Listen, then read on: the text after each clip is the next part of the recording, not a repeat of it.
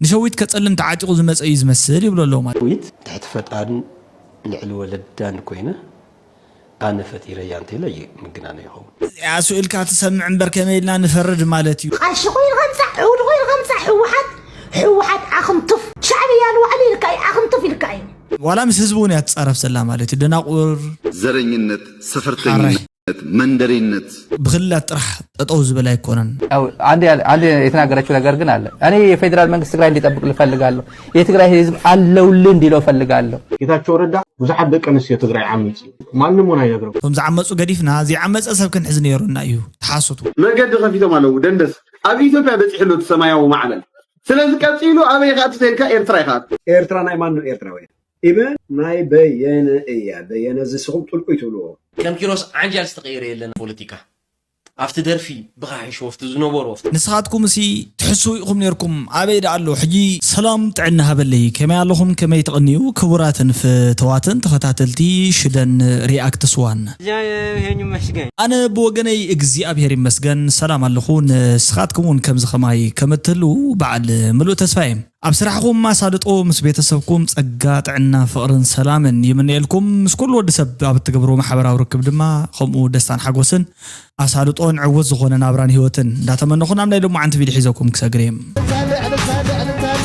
سبسكرايب لايك كومنت شير بمقبار أبارات كوينكم نز channel زي نابزي نزوب صحكم بمول أخو مالتيو زل على موسان كبرن مسجنان لني بتعمي يقني اللي كبروكم يزيد مالتيو نبارات كوينكم أبز channel حدشتي هنس زغون رئيتوتات نتصحفوا لي بتعمي إذا مسجن مالتيو KLM 9 كلتن سلام بلا لايك جيرات الليلة مالتيو ويجير ليلو بتعمي يغني اللي كبرتي هابليك حراي نقشا تسفاي Q3O مالتيو إذا تصمدو ناي بعد ستالين إذن بلحت أنستي فيت مرحة ليلة زقمت كوينن تازلا خندخل حمامن مكران هزبن بزقرن تأمر زقلت أوزلوا مسل نساك سئنا عفن كعصوا نيرتراوي كمسل أيوم زقمدو زلو ولا كوا يسمعون سي أي إسران يتنفسا لايك جيرات ليلة مالتي تغكلي نسأنت مالت فريدم سي فريدم مالت كل نجار أبحد معلت تركب بهب زبلكا دليت كاتجبر ويكا بزي ليميتسي بزي جرب زخونا نجار تجبر مال زي كونه تجرد مسرتاوي ويكا مبقتاوي مسلات نايدك سبات أيتن فجنيخا زي قبل نطلقوا تاي مالتيو كم نعبنت كتزارب تخليخا حسابك بنص هتجلس تخليخا نص أنجلس وين حسابك هتجلس تخليخا مسدك سبات عبتجبروا محبراوي مرد أن ركبن مالتيو مسرتاو زخونا أجمع يجات مكان كتسرعي تخلينيخا كم دس بلكا تنقص إيكونوميك فريدم نخلو كاب دس بلكا بوتا غير كسرعيخا بستزارب كايو تمليسكا خم جغراف أي تأثرنيخا نسألت عليك حيمانوت كهتملك كتأمن كتسبخ وزة تزبل نجارات يتقال اليوم مالتيو نزيهم كلهم نجار نحرد أهيبوك حدا ناس أخوين كاللخا مالت سلز خونه مالتيو زين لك أنا استحواتنا ويك عبيت عديتاتنا زارو زرباون كابزيز تبقسي مالتيو تجرد ملو ولا يخون بر أبتقري حقنا من زرابسي نغت الزرابسي زعقب ويك نو كتزاربي بالكاليلو أمانة أفكا أوليفو زحز كمناي شعبيا مالتي نافرحها برت نداتوات كتزاربي لن نمرحيخا فيت كتقاومو تخليخا زي عبي لوطي عبي سدارو مالتي كابتي سدارو حجز مسألوط انت كونس كابتي قدم حجي عدقاو قالسي ناي حزبنا زولدو لوطي زي حدث زبلص نغير مالتي زي تزي يخون نيرو كم زتريو زلخو مالتي مانم سب كزارب يخون غلغله خغبر منم عينت عقمن فقادنا يمرخبن نيرو مالتي عقمن فقادن زمصسي كاب نصانت استوهبكا كاب عدل كاب زخفل كالو قالسي تبغيسكا يو مالتيو ازي دحر مبال نافت زقصل فيديو حيزكم كسغري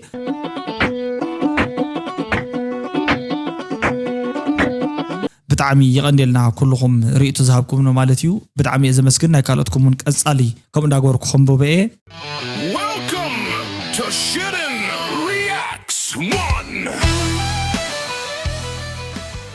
اسكي ابتا نايلو معنت فيديو زلا مالتيو بزي انا خنجمر بتصاوعتنا خنجمر نرايخا إذا أقطعمي أوريدي ننوح عمتات زخدا قعزو ننوح وان قالسون ما ختمتها زخون لا أقطعمي خفطر كله مول عالم زلو نابزي قبراو قالسي نفت عدقاو قالسي خساتف بزا أقطعمي قدمو يدلي تو حدا لومي سرعات قدف ملي خو عدنا زحق قولو زليلو سربو تخاولوتي ነረጋግጠሉ መድረክ በትሕና ኣለና በዛ ኣጋጣሚ ሙሉ ተቃላሳይ ናይ እማን ክቃለስ ዘለ ህዝቢ ኤርትራ እንኳ ሓጎሰካ ክብሎ ይደሊ ኩሉ ተቃላሳይ ከዓ ኣብዚ ተጀሚሩ ዘሎ ግንባር ክሳተፍን እጃሙ ከበርክትን ሓላፍነቱ ክዋፅአን በዛ ኣጋጣሚ ክፅዋዕ ይደሊ እንኳ ሓጎሰና ተቃላሳይ ህዝቢ ኤርትራ ቴንኪዩ ስለዚ ተፃውዒት ሲ እንተገረደ ስለውጥ ምምፃሉ ደረጃ እና በፅሕና ዝብል ማለት ወገን ውፁሕ ህዝቢ እየ ዓወትና ብቅልፅምና ኣምላኽና ብርጌድ ሓመዱ ክዕወት እዩ ይብል ኣሎ ብቅልፅም ኣምላኽና ብርጌድ ሓመዱ ክዕወት እዩ ይብል ኣሎ እሺ እንታይ ትብል ብዛዕባ እዚ ዝቀረባ ግዜ ዘውፅኦ መግለፂ ኣነ ሕጉስ ብጣዕሚ ሕጉስ ሕጂ ሕጉስ ክብል ከለኹ ህዝቢ ኤርትራ ክጠፍእ ስለ ዘለኹ ይኮንኩን ናይ ኩናት ባህጊ ስለ ዘለኒ ኮይኑ ይኮነን ግን ለውጢ ክመፅእ ተኮይኑ ብዘረባ ጥራሕ ኣይኮነን ስጉምቲ ክውሰድ ኣለዎ ስለዚ እዚኦም ሰባት እዮም ከዓኒ መገዲ ከፊቶም ኣለዉ ደንደስ ኣብ ኢትዮጵያ በፂሕሉ እቲ ሰማያዊ ማዕበል ስለዚ ቀፂሉ ኣበይ ከዓ ትተልካ ኤርትራ ኢኻ ቀስ እንዳበለ ከይድ ኣሎ ማለት እቲ ማዕበል ስለዚ ኣነ በዚ ናይ ኣዲስ ኣበባ ዝኸይደ ኣሎ ኩነታት ወላ ሓንቲ ሕቶ የብለይን የማናይ ኢደ ይድህቦም ብፀሎት ክድግፎም እየ ከምዚ ከዓ ኣቦኖም ኣለኹ ማለት ጀጋኒ እዮም ንዓይ እዮም ከምዚ ኣማኒኤል ኣሰና ደበሎ ሕጂ ከዳዓት እዮም ገለገለ ብሎም ንዓይ ጀጋኒ እዮም ዝብል ሰባት ንሕናት የተሓወይ ዞም ኣብ ሶሻል ሚድያ ንዛረብ ዘለና መስከርቲ ሓቂ ተዛረብቲ ሓቂ ኢና ንበሃል እዚኦም ካባና ቅሩፍል ይብሎም ሂወቶም እዮም ሂቦም ወሪዶም ስለዚ ክብሪ ንዝግብኦ ክብሪ ሃቡ ይብል ስለዚ እዚኦም ጀጋኒ እዮም ኣነ ኣቕሚጥዮም ዘለኹ ሂወቶም ሂቦም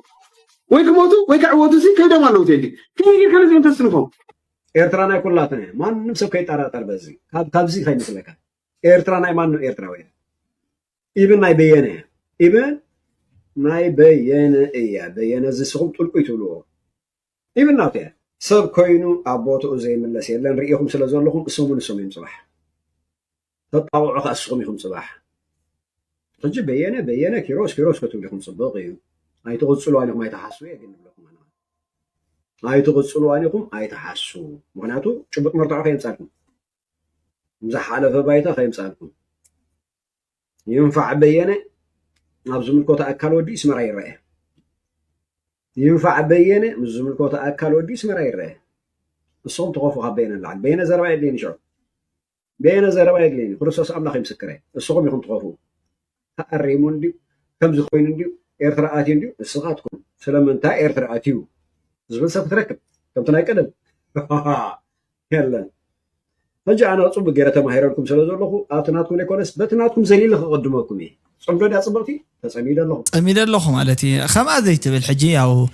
ንስኻ ክትፅምድ ኢኻ ደሊኻ ነርካ ማለት እዩ ስለዚ ንዓኣስ ስዒበያ እየ ኢልካስ ኣቕልለ ቢልካ ዘይምዝራብ ኣቕልለ ቢልካ ምዝራብ እዮም ሓሸትን እንታይ ኣፈላላይ ነይርዋ ኮይኑ ማለት እዩ ነታ ጉዳይ ሲ ኣትየያ እየ ዘለኹሞ ከምዚ እዩ ኢልካ ክንዲ ምንጣር ተሓሶትኮ ኣይተድልን ኮለል ኣይተድልን ነይራ ማለት ንዓኹም ትገደኩም ገለገለ ካበይ ናበይ ከይገድድ ነይሩ ኢኻ ግን እቲ ዋና ዘረባ ኣትያ እየን ምባል ምዃኑ ፈሊጥና ኢና ቀፅል ኣነ ርሕቕ ኢለ ፀኒሐ ኢኻኒ ውፍይ ግን ተስፋ ቆረፀ ማለት ብለካስ ናትካ ዝውጠካ ነገራት ኣሎ ኣው ይፀኒሕኒ ሓደ ብመትከል በቀዳ ዝተዓወተሉ ፖለቲካ ኤርትራ ውፍይ ኢለካ ከምዚ ዋጋ ከፊል እያ ኣልፉይ ከምዝኾነ ተቃላሳይ ከመይ ገይሮም ዝርጋ መሲልካ ንኸምኻ ተቃላሳይ ወፅ ኣለኒ ንዝቃለስ ሰብ ትድግፎ ኢኻ ምራይ ፀርፎን ኢኻ እግረፍ ተፀርፎ ፀገም የለ ፀናይ كما هذا لا يفتحقن كنا عبو بصرفهم كوعل كله أقدر دامو فلوطات صلاتني بريدي خن بهلا أو إساياس كويل كو إساياس المسيم لغا كم يقرب إساياس هو هذا بريدي قبلا شو ستراوك يا نابنت كبرهم مساجة لما نسمع مسان ولا تبرهم مساجة فتريتي وفي بريدي كله وفي مستعليات هنا كبر مساريخ يا لحر انتهى ميلو وفي سي مرحبا رجعنا حمود خوس هذا دليل ناب برمساجة فريت نقولنا حج تالي معنا زمن ساعات إذا قال سي وفي تمريح وعد اختار عد هل ودب كتفعل حرايشي سلازي ذي أقام ممسال نذلا تمالتي بعلو فيسي ناب مرحبا رجعنا حمود خون سلازي دلي نابز قال تتصنبيرو جل مالت لو تخمس سلازي رأي تتصنبيرو فلوتكوي زي حشنا يمنا أسي وتصيت على يلو سلازي أمانة أو تتصنبيرو مالتي فلينا جري يقولون مسنبارو خا تخكل يوم هنياتو كاب كل النابل زنبر زل ألم ودأمو نفس زي حشة من قد يمرك جوي زلو واكيروس جيجا برس جيجا من الباش عبد الرجو أريدنا من الله سعقد داس يكونن جن أتوم بس سبزي تالو من أسياتنا من كحاجة قديت أنا يوم ومن أسي عين خافت تاجر يخون أبغون الدكتور أنا صوينا نتوم تكلا خلو سمعوا واسكي كلام كيروس عنجال استغير لنا بوليتيكا أفتدر في بقى يشوف أفتزنورو أو بقى يشوف مسلام مسكورون من برانيرو ፖለቲካ መስኣት ወጊ ማዓት ገለበጥበጥና ሪና ሉ ኪሮስ ከምቲ በቀዳማይ ዝበልኩ ማለቲ አንታ ዋልታ ዛሃገር ክበር ንበር ኢሉ ዝደረፈስ ንሰራዊት ኢትዮጵያ ዝደረፈ ንትግራይ ዝደረፈ መሽረፈት ኢሉ ንኣብ ዝጸረፈ ኣብ ሰዓት እዚ ግን ንሕና እውን ተጋጊና ኢና ብጣዕሚ ከመስጉነ ይደሊ ብምባል ከዓ ንኣብ ከዓ ሓንቲ ቪድዮ ወፅያላ ማለት ኢና ኣብ ዝምጉስ ኣብ ጎኑ ኮይኖም ክስለፉ ኣብ ሰዓት እዚ ኢትዮጵያ ትግራይ ተጨፍጭፎም እንዲዮም ትብሉ ነርኩም ሓቀ ትግራይ ተጨፍጭፎም TDF ይወረለልኩም ትደርፉ ነርኩም ኣብዛ ሰዓት እዚኣ ድማ ህዝቢ ኤርትራን ህዝቢ ትግራይን ከዓ ንሰላም ይዝምራሉ ኩናት ኮይ ደለን ንስኹም ግን በቃ እዚ ክልቲ ህዝቢ ሳብ ኩናት ይኹም ክትጽምድዎ ደልኹም ኣበይ ዳሎ TDF ትብልዎ ነበርኩም ኣበይ ዳሎ ዝቡዱል ትብልዎ ነበርኩም ኣበይ ዳ ኺዱ ኣብ ሰዓት እዚ ድማ ዶክተር አብይ ኤርትራን ንትግራይ ንምጥቃዕን እዩ ዝዳሎ ዘሎ እሺ ስለዚ እቲ ዘረባናትካ ታዩ ንስኻትኩም ሲ ትሕሱ ኢኹም ነርኩም ኣበይ ዳሎ ሕጂ ንስኻትኩም ንሕማቅኩም ጽምዱ ዘለኹም ኣትብል ታጽምዶ ትብል በቃሉ ብስሩት ጽመድ እንተለኻ ንሕማቅ ንሽግር ምዃኑ ኢኻ ትዛረብ ዘለኻ ንስኻውን ከም ዝርዳእኒ ዘሎ ማለት እዩ ታሪያሊቲ ከዓ ንሰያ ተርእየና ዘላ ታጽምዶ ባውሩ ማለት እዩ ሽግር ትፈጥር ዘላ ካብዚ ኣስለ ዝተበገሰት እዩ ሞ ብጣዕሚና ንሕና እውን ግረም ዘለና አሜዚንግ ዝኾነ መንገዱ ማለት እዩ እስኪ ንቐጽል ዘረኝነት ሰፈርተኝነት መንደሪነት የተንሰራፋበት ብቻ ሳይሆን እንደ ካንሰር ሴል ነው ራሱን በራሱ ያዋለደ የሚሄደው ባይዘወይ ሰዎች ዘረኝነት ሲባል ይሄ የኦሮሞ አማራ ወይም ጉራጌ ወላይታ ይመስላችኋል እንደዛ አይደለም ዘረኝነት ማለት በኦሮሚያ በተወስዱት ጅማ አርሲ ወለጋ የሚባል በሽታ አለ ወለጋ ብትሄዱ ሆሮ ቀለም የሚባል በሽታ አለ ከወለጋ የመጣ ያውቁታል ጅማ ብትሄዱ ከጌራ ከምናምን ከሊሙ የሚባል በሽታ አለ አያልቅም እዛም ጌራ ከተገባ በኋላም አለው ሰው አስተሳሰቡ አመለካከቱ እየጠበበ የሰውን ክብርና ቫልዩ ያወረደ የሰው ክብርና ቫልዩ ደግሞ ሲወርድ እኔም ወርዳለሁ ብሎ ማያስብ መሆኑ ግድ የለም ሰብሰብ ብለን ቋንቋ ይለያያል እውነት ነው ፍላጎት ይለያያል እውነት ነው ጾታ ይለያያል እውነት ነው ጂኦግራፊያችን ይለያያል እውነት ነው እነዚህን ተቀብለን ደግሞ አንድ የሚያደርገን በርካታ ቫልዩስ ስላሉ በእነሱ ጥላ ስር አብረን ሀገርን ንስራ ጽቡቅ እዩ ተዘረባ ማለት እዩ ዓሌትነት ማለት ወይ ከዓ ዓሌት ማለት ጠጠው ዝብል አይኮነን እንዳኸደ ፈቆዶ ማለት ብኽላት ጥራሕ ጠጠው ዝብል አይኮነን አውራጃነት ወይ ከዓ ናይ ማለት ዓሌትነት ዝብል አውራጃ ዝብል ተኮይኑ ምናልባት ወደ ዘውራጃ ዝገለገለ ዝብል ሐሳብ ከውን ይኽእል ግን ዓሌትነት ማለት አዝዩ ከቢድ ዝኾነን ጠጠው ዘይብልን እዩ እንዳኸደ ከዓ ዋላን ኣብ ቀበሌ ዋላን ኣብ ወረዳ ዋላን ኣብ ዞባ ዋላን ኣብ ጎጥ አቲኻ ውሽጡ ወን ምንደ አፍታ ሰፈርካ ማለት ይፍታ ለዓላይ ተحتاይ ገለ ትበሃላ ማለት ከባቢኻ እውን እንተይ ተረፈ ማለት እዩ ሽግር ከም ዝፍጠር እዩ ተዛሪቡ ማለት እዩ ትክክል እዩ ብተግባር ንሪኦ ዘለና ውጽኢቱ ከዓ ናይዚ ሁሉ ትዕግስት ተዝኸውን ነይሩ ምናልባት ማለት እዩ ከምዚ ኢሎም ሓደ ሰባት ክዛረቡ እንተለው ንኹሉ ሰብ ከምዚ ኮ ይኹም ብዝብል መጥቃዕቲ ወይ ከዓ ከምዚ ገሮም ኒኦም ኢሉ ውግእ ተዘይኸፍት ንኣብነት ኣብ ልዕሊ ህዝብና ሲ ብጠቕላልኡ ከምዚ በዲሎም ከምዚ ገሮም እንተዘይብል ሰብኣይ እዚ ትዛረቡ ሓቂ ይኾን ነይሩ ማለት እዩ ተዘረባ እትትወርድ ማለት እዩ ተግባር ያው አንጻሩ ኮይና እንሪኦ ዘለና ተውጽኢት ማለት እዩ ኬሪያ ግን ከነዚህ ሁሉ አካል ወጣት በስልጣን ላይ ለማቆየትና እነዚህ ስራዎች ለመፈጸም አብይን በስልጣን ላይ ለማቆየት ምናምን የተባለ በደንብ አርጋ በስንት ቪኤት እና በስንት ቦዲጋርድ ስትሄድ የነበረች ግን መጨረሻ ላይ ላፍ ብላ አባቴ ታመመብኝ ብላ ላፍ ብላ ቀረች እሱ አይደለም ትግል ደዛ አይደለም እና ትግራይ ትታዘባለች ግን አንዴ የተናገረችው ነገር ግን አለ እኔ የፌደራል መንግስት ትግራይ እንዲጠብቅ ልፈልጋለሁ የትግራይ ህዝብ አለውልህ እንዲለው ፈልጋለሁ ጫንቆይ ነው የመጣሁት ሚዲያ ላይ አለች ምን ማለት ነው ጫንቆይ ነው የመጣሁት ጫንቆሽ ለትግራይ ህዝብ አሳቢ ዛሬ አሳቢ ሆንሽ ለትግራይ ከመቼ ጀምሩ አባቴ ታመመብኝ አባቴ ቆልፎብኝ ልሂድ ስለው በቃ አትሄጂም ብሎ በር ቆልፎብኝ ነው የቀረሁት ብላ የስንት መሳቂያ መሳለቂያ ሆነ እኛ አፍረን ዝም አፋችን ዘግተን ዝም ስንል የነበረ ሰዎች ኮነን ስለዚህ ማለት እዩ ታትማል ዝወል እኮ ብምንታይ ስልሒትን ብምንታይ መንገድን ያነሳውን ቆም ተዛሪባ ዝብል ምክንያቱ ባዕላ ኩሉ ዝነበረትሉ ኣብቲ ዘረባ ይኹን ኣብቲ መርጻ ይኹን ኣብቲ ፌደሬሽን ኣብ ኩሉ ነይረን ማለት እዩ ወይዘሮ ሙፈሪያት ካምል እዩ ሕጂ ኣብ መወዳእቱ ግን ያው ትስልጣን እዩ أما أخلا من قص غير كاترخبو سلطان عبتي غير كازي ترخبو تخوين كات نايت هزب قال زبال عب كلتي أموغن سلازي إلا مالتي ولا بتقرأي زولو مرحتي يخون ولا بزولو يلون تايد أي تفعل لايو كمي غير كات تخيد شوهم زغونا نقر تزارب زغونا مستير تحس كان يركان إيش اللي تزارب توص زخونه شومتي وهابك خمتاتيو فمكايداتات نزيخا نري لنا مالتي تلو توصيتو نري لنا اينا حسراتيو تقلالو خر انتلو عدها واردكا نبعلها انت واردكا تقليلكا كل نجركا حسو اند حسخا ابتون تحسو ابزي مصيخاون تحسو من لوط زمص نجر يله ازيخا خالي حساوي ناتنا الا سملاش يحسو بزي تاي زبل مالتيو بريزيدانت ጌታቸው ረዳ ብዙሓት ደቂ ኣንስትዮ ደፊሩ ኢሊ ዛረበዝ ጉዳይ ከሰረሉን ዘሎ ንሕር ኮይኑ ኾስ ማለት ነዚ ሰምዖ ሰብ ግዳይ ይብልን እንበር ማለት ሓሲ ከምዚ ደፊሩ ዘይተደፈረ ቀልዲ ይመስሉ ከዳዓዝ ትሪእዎ ዘለኹም ብዙሓት ደቂ ኣንስትዮ ትግራይ ዓሚፅ ማንም ውን ኣይነግረኩም ብፍላይ ኣብዚ ደገ ኣወፃ ዘለኹም ተጋሩ ደቂ ዓድና ስምዑ ትማሊ ሳይንታይዘር ትብልዎ ዝነበርኩም ናይ ሰባት ወንጀል ለይትን ቀትርን ክዛረብ ዝውዕል ወንጀለኛ ከዳዕ ሬፒስት ጌታቸው ረዳ ንዓና ግን መፂ እንታይ ይብለና ፋኖ ደቂ ኣንስትዮ ትግራይ ዓሚፁ من شعبيا متي دق انسيو عميصو مكلاكي عميصو دو ገለለ ይብለና እቲ ተዓቢ ጸገምናትና تعبي ጸገምናትና ንሳቶም ይዓመጹን ኢልና ቶም ዝዓመጹ ገዲፍና ዝዓመጸ ሰብ ክንሕዝ ነይሩና እዩ ተሓሰቱ ይተጋሩ ትግራዋይቲ ሓፍትና ወያዴና በትግራዋይ ክትዕመጽ ከላ ወላ ሓንቲ ንዛረብ او ተላህጃ ትግራዋይቲ ዝኾነ ተተሓሳስባ ዘላት ከተላህጃ ማለት እዩ ንሳ ጥርሕያ እምበር زترفت حساسباخا حبو زخونه منم مانت كابزي إخا تبايلكا بسرب ولا أنا بزي خباي تتبلس تأمانت نتقبل نتزيبلك عين السبن دي خابت عمي كابز قربون السبات حدا نسخة إخا جن وتزمن نايمم سالسل زخونه سمعي أي تسأني خايلة أنا حسبني مالتي تركب لها أي قرمني قلنا عخا زأمنو نحرد اليوم بزحات عاشي مكونو زخولو مالتي ومن الوقت بزحات عاشو سمعو هاي خوليوم نابزا تغطل الفيديو ما خنري عندنا مالتي قواراي حجي عبيدة أزلا بحطيرو حازو واي لأن مالتها بقربان تليقهم سباتون حصبوها ما جولتون محصاب صبقيو انا وين كحصبي مالتيو بتزلن ولق او تعيز بالي دحر اغاغلو خوينه كحصبلن نساونكم تحصبي زلوا تايل زمخران غورايا تعبدي خزلخ بحصيرو تايات خون زلا بسرو تايو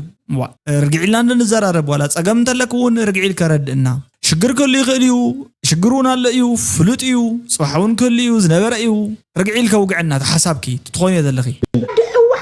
ولا تقلابيتكم تكرارابيتكم متيكم سي لأولكم سوي يلا خرجكم تفلت ليكم قاشقين غمسة عودغين غمسة حوحات عخم طف شعبي يالو علي الكاي عخم طف الكاي مسايك سرحت غيرها باريات غيرها سلها قراونا تيل على غاي سرجونا سايد تيتأيق خاي مسايك سرح باريات كنت الخير الكاي تقر صمدا فشي لازم دكر عديكم ارتراوي لاخاتهم نغوسكم يوم تنباراي عدعو حتشركش انتي بچرقت مالتهم يرخم متهم لو من دغنا بتحساسات تطفو دناقر مال للوا لي لا يدوم يركم بعلو لا لي حزب بعلكم تقوم بيهم خيدكم بمتى يطفوكم الله بتحساسا يطفوكم الله ازوانكم ديو يعندر لكم الله تمرسحت ما جمر له خيرهم كل تقولوا لكم ما نسمع لنا عينا نسمع لنا عينا خلا سوشيال ميديا زال تقولوا مستر تحاويكم قنص كلنا بقى نسمعنا نريناكم تمطوا نغير كن يلي عد حوحات جيم اوفر سلازي ناي غورايا زربا انديو بتقلالا خمزي بسبيسكم تماهيركم كمزي غيركم على اللوالي بالله لكم تماهيركم تواريدكم تماهيركم نعقتات استمول ايو دارغا مبزحتو حجي ولا مسحزبون يتصرف سلام مالتي دناقور زعم زعزول قالات وديات دربيات زقرت قريص امصيو مالتي مناتو طقم سلازي يبلو بزخونه ግን ተዓዝዩ ዝሕዝን ነገር እንታይ መሲልኩም ዋ እንደሐሰብና እንተ ንዛረብ ጽቡቅ እዩ ማለት የፈራርሕ حكي ለኹን ኣነ ንዓኽ እንታይ ዘፈራርሕለኒ ኣይተፍርሕኒ የፍርሕኪ ባውሮ ተዛረብ ይኽዘለኺ እቲ ዘረባ ተዛረብ ይዘለኺ ግን ከማኸ ዝኣመሰላ መናእሰይ ዋዕሮታት ተቃሊሰን ዘምጽኦ መሰል ምዃኑ ክትርስዕ ዝብል ክንዲ ስሩ تتزارب له زلخي أنفتن تزارب بخنون تحتنا جركي تايز بالزلخو نمني زارب زلخو زبل قالات فليتكي ترديك تتزارب أنا داسي بلني زي كون قالات تتزارب زلخهم مو تعرنبولو كم حفتي إذا مخرك زلخون تعطون زلخي ده حنا عندي غني ركبت حساس باخي خون ولا بزارب باخي لو من دينيرو ሕጂ ግን ትኸደለኺ ህዝቢ ደ ይፅረፍ ይኸ ብስሩ ባውሩ ረሳሓት ዶ ቆመላት ዶ ኣቤት ንስኺ ፀሪኺ ማለት እዩ ንስኺ ፀሪኺ ንሕና ረሲሕና ኣለና ማለት እዩ ከም ህዝቢ ዋላ ካብ መን ወፂኺ ማለት እዩ ካብ መን ካብቲ ረሳሕ ትብልዮ ዘለኺ ህዝቢ ንሱ የምሂርክ ማለት እዩ ብናቱ ትምህርቲ ከተማሂርኪ ታት ፈልጥያ ታት ክእልያ ታት ዛረብያ ዘለኺ ተኹላ ትገብርያ ዘለኺ ታት ነብርላ ዘለኺ ቦታ እንተይ ተረፈት ንሱ ረሲሑን ተመራሲሑን ሃነፅ ዓዲያ ማለት እዩ ስለዚ ምናልባት ምስ ህዝቢ ምፅራፍ ኣነ ምልክት ውድቀት እዩ ከም ንዓይ ዝርዳእኒ ምልክት ዕብየት ኣይኮነን ውልቀ ሰባት ክትግምግሞም ትኽእል ኢኻ ተሓሳስባ ይግምገም ይኹሉ ግዜ ኖ ሓሶት ክትብል ትኽእል ኢኻ ናይ ውልቀ ሰባት ሓሳብ ልዒልካ ናይ ህዝቢ ሓሳብ እውን ልዒልካ ክትግምግም እኮ ትኽእል ኢኻ ከም ህዝቢ ማለት እዩ ግን ፀርፍ እንታይ ኣምፅኦ ሽግር እንታይ ኣምፅኦ ኣብዚ ቁጥዐ ስምዒታውነት እንታይ ኣምፅኦ ማለት እዩ ኣነ እዚ ውድቀት ኮይኑ እዩ ዝርዳእኒ ጓራያ ተትኽእሊ ተዓገሲ ተዘይኮይኑ ናብ ሽግር እውን ከእትወክ ዝኽእል ነገር እዩ ማለት እዩ ማለት ኣፍካን ከብድኻ እንተዘይተቋፂርካ ኣዝዩ ዝኸበደ ነገር ስለ ዝኾነ ሽግር ከየምፀልክ ምእንታን ብዙሕ ሰብ ስምዒታዊ ኣሎ እዩ ስምዒት ዘለዎ ሲኢሉ ሕማቕ ዓይነት ስምዒታት እሞ ዋ ጥንቅቕ ኢልክ ንስኹን ሂወት ክሲ ብኣግባቡ ፖዘቲቭ ዝኾነ ኣካይዳ ተተኸደ ይኮነን ዝሕሸክ እንታይ ኣቲክ ንስኽ ምስ ሰባት ትፃረፊ ተይተፃረፍካ ዘረባ ክትዛረበ ይትኽእል እንዲኻ ትፍኖ ይትኽእል እንዲኻ ዝብል ርእይቶ እዩ ዘለኒ ማለት እዩ ንሸዊት ከፀልም ተዓጢቑ ዝመፀ እዩ ዝመስል ይብሎ ኣለዎ ማለት እዩ ሸዊት መዝገቦ ትበሃል ደራፊት ኣላ ኩላህና ንፈልጣ ኢና ማለት እዩ ብጣዕሚ ፅቡቕ ድምፂ ኣለዋ ኩሉ ነገራ ማለት እዩ ቆንጆ ዝኾነ መልክዕ እስኪ ንስማዕ ሸዊት ትሕቲ ፈጣን ልዕሊ ወለዳን ኮይነ ኣነ ፈጢረያ እንተኢለ ምግናነ ይኸውን ሓደ ብጣዕሚ ፅቡቕ ኣልበም ሰሪሕና ይስመረልኪ ዝተባሃለ 12 ናይ መጀመርያ ኣልበም ኣብስሩ ልነፀላ ደርፉ ናይ መጀመርያ እዩ ግጥሙ ዜሙኡ ዳይሬክቲንጉ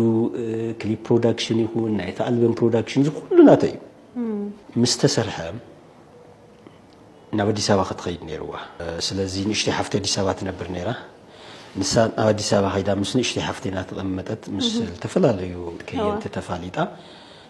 ሓደ ሓደ ነገር ከተማ ለሚዳ ክትፀንሕ ካብ ዝነበረኒ ባህጊ ኣነ ኸዓታ መፅሓፍ ሓቲመ ምስ ኣመረቅኩ ያው ጠቕሊል ኣዲስ ኣበባ ንምኻድ ተነጋጊርና ተረዳዲእና ኣዲስ ኣበባ ሰዲደ እያ ነታ ኣልበም ጥራሕ ንምስራሕ በቲ ግዜ ንሱ ልዕሊ 148,000 ብር ውጭ ገይረ እዚ ጌርና ኣዲስ ኣበባ ክንሰዳ ከለና ብ2,000 ቅርሺ እያ ተቆፂራ ክለብ ላይ ኣብ ክለብ ዲዩ ያ ክለብ ደን ኣት ኤንድ ኦፍ ዘ ዴይ ግን ታና መጀመርያ ደሞዛ 2,000 ክትቕበል ከላ ያው ልዕልቱ ኣነ መስዋዕት ዝግበር ኩላ ያርያታ ደን እዚኣ ሒዛ እያ ካብ ገዛ ወፂኣ ምስ ካሊእ ሰብ ምሕዳር ስኡልካ ትሰምዕ እምበር ከመይ ኢልና ንፈርድ ማለት እዩ እሞ 2,001 ኣነ ዝመስለኒ ስኢለ ግምተ እየ ክዛረብ ማለት ኣብዚ ገና እንዲሁ ንሳውን መልስኸም ትበሉ ርግፀኛ ወይ ክትምልሰሉ እያ ወይ ትምልሰን 2,000 ምናልባት ደቂ ኣንስትዮ ሓደ ዘለዎን ባህሪ ዘይተረድአካ ተኮይኑ ሓወይ ናተይ ወይ ከዓ ዓብዪ ሓወይ ደቂ ኣንስትዮ ታናተን 2,000 ካብትናት ካብ 150,000 ወይ ካብ 150 ሚልዮን ብዝበለፀት እያ ትረድአን ማለት እዩ ስለዚ ጓል ኣንስተይቲ ሰሪሓ ናይ ባዕላ ኣታዊ ክትእቱ ኢምፓወር ክትገብራ ክትሕግዛ እንተኽኢልካ ሞር ኣብ ኢኻ ትነጥፍ ዘለካ ተዘይኮይኑ ድማ ማለት እዩ ትንሳ ሰሪሓ ተምፆ ነገር ዋላ ንእሽተይ ይኹን ብኣንፃርናት ናይ ወዲ ተባዕታይ ኣታዊ ገዛሲ ክተመግሶን ክብረት ክትቦን ናይ ባዕልኻ ዝኾነ ፖዘቲቭ ርድኢትን ኣወንታዊ ርድኢትን ክትገብረሉ እዩ ዘለካ ዝብል ሓደ ርእይቶ እዩ ዘለኒ ማለት እዩ ካልኣይ ከዓ ዋላ ሓሊፍ ይኹን እምበር ዋላ ሓሊፍ ይኹን ትግዜ ኣብዚ መፂኻ ምዝራብካ ወይ ከዓ ኣብዚ መፂኻ ከምዚ ዓይነት ኢንፎርሜሽን ንዓና መሃብካ ምንም ምስ ናትካ ህይወት ለውጢ ዘራኽብ ይብሉን እዚ እንታይ ማለት መሲልካ ሓመቐ ፀበቐ ትማሊ ሓቢርኩም ነይርኩም ሕጂ ግን ንስኻ ኣበይ ከም ዘለኻ ይፈለጥናን ትሙሉእት ቃለ ምሕትት ይረኣኽዎን ዘለኹ ግን ንሳ ከም ትብሎ ዘለኻ ተኮይኑ ምስ ካሊእ ሰብ ጀሚራ ኢልካያ ስለዚ ኣብ ካሊእ መንገዲ ኢኹም ካሊእ ትራጀክተሪ እዩ ኣብ ህይወት ከዓ ኮንከረንሲ ዝበሃል ነገር ኣራኺብኩም ነብር ተራኺብኩም እንድሕር ዳ ብሓዳር ተዘይተስማዕሚዕኹምን ክሳብ ክንዲ ዝኣክል ወፂኻ ምዝራብ ሎም ልሙድ ኮይኑ እዩ እምበር ንዓኻ እውን ዝውስኸልካ ነገር የለን ታዩ ቅድሚ ሕጂ ዝገበርካዮ ኣብ ኣዝገበርካዮ ኣጣዒሱካ እናዲድካ ክኸውን ይኽእል ምናልባት ማለት እዩ ብውልቃ ትረኽባ ኣንቲ ከምዚ ገይረክሲ እንታይ ኮይንኪ ተገደደስ ሞሳ ምስግና ዘይብሉ ክትብል ትኽእል ኢኻ ማለት እዩ መፂኻ ሚድያ ምዝራብ ግን ንዓኻ እውን ኣዝዩ ፅቡቕ ኣይኮነን ኢለ እየ ዝግምት ምክንያቱ እቲ ናይ ሚድያ ፊድባክ ምናልባት ከም ሓደ ወግዕ ተራእዩ ካብቲ ቪድዮ ዝተሰርሐ ክሊፕ ክረክብ ዝኽእል እታ ዩቲዩበር ኣነ ንዓኻትኩም ሪኣክት ገይረ ማለት እዩ ክኸውን ይኽእል እዩ ኣብ ውልቅኹም ዘሎ ኣብ ማንነትኩም ዘሎ ወግዕታት ኣምፂኹም ውሽጦም ክትዛረቡ ከለኹም ግን ንባዕልኻትኩም ዘገምተኩም ተመዘኒሉ ካኣትኾን ታወግዕ እምበር ምለውጥ የብላን ዝብል እዩ ማለት እዩ ጉድ ላይት نحن حضرت حواتي ما نطيب